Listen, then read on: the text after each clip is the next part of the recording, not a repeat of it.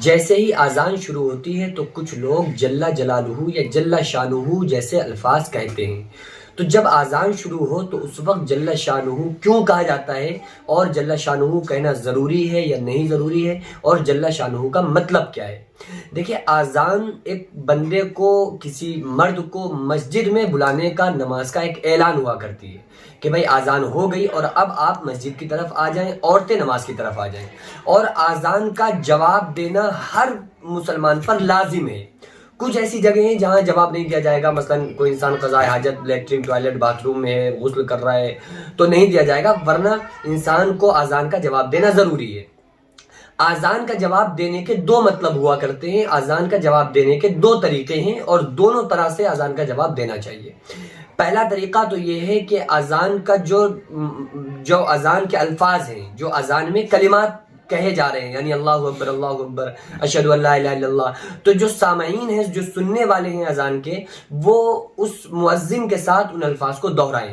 یعنی جب مؤذن کہے اللہ اکبر تو سننے والا بھی اللہ اکبر، اشہد ان لا الہ الا اللہ تو وہ بھی کہے اشہد ان لا الہ الا اللہ، اشہد ان محمد رسول اللہ، حی علی الصلاۃ جب وہ کہے گا تو یہاں پر سننے والا جو شخص ہوگا اذان کا، وہ کہے گا لا حول ولا قوۃ الا باللہ العلی العظیم۔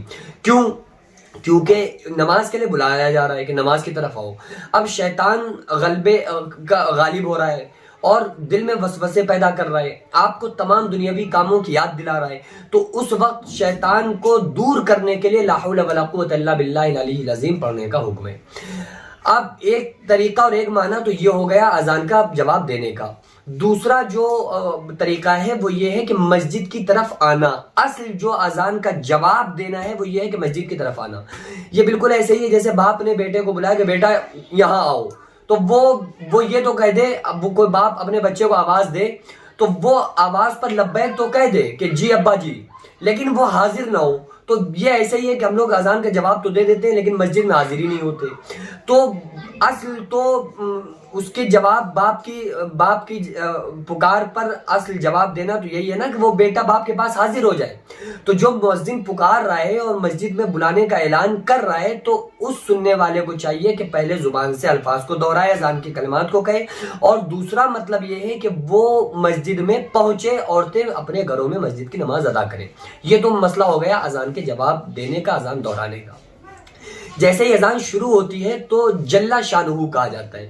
عام طور سے آپ نے یہ بات سنی ہوگی، حدیث سنی ہوگی کہ آقا علیہ الصلوۃ والسلام کا جب نام آئے تو درود پڑھنا لازم ہے، تو درود جیسے پڑھا جاتا ہے، اسی طرح سے جب اللہ کا نام آتا ہے تو جل شانہ یا جل جلالہ جیسے الفاظ کہے جاتے ہیں۔ تو اب اللہ اکبر کہا گیا تو سننے والا جیسے محمد صلی اللہ علیہ وسلم، رسول اللہ صلی اللہ علیہ وسلم، ہمارے آقا علیہ السلام کا نام آتا ہے تو سننے والے لوگ صلی اللہ علیہ وسلم کہتے ہیں۔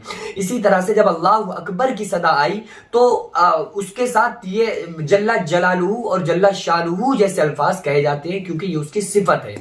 جل شانہ کا مطلب کیا ہے؟ جل جلالہ اور جل شانہ کا مطلب یہی ہے کہ وہ اللہ بہت شان والا، بڑی عظمتوں والا اور بڑی شان والا، بڑی طاقت اور قوت والا ہے، بڑی شان والا ہے وہ۔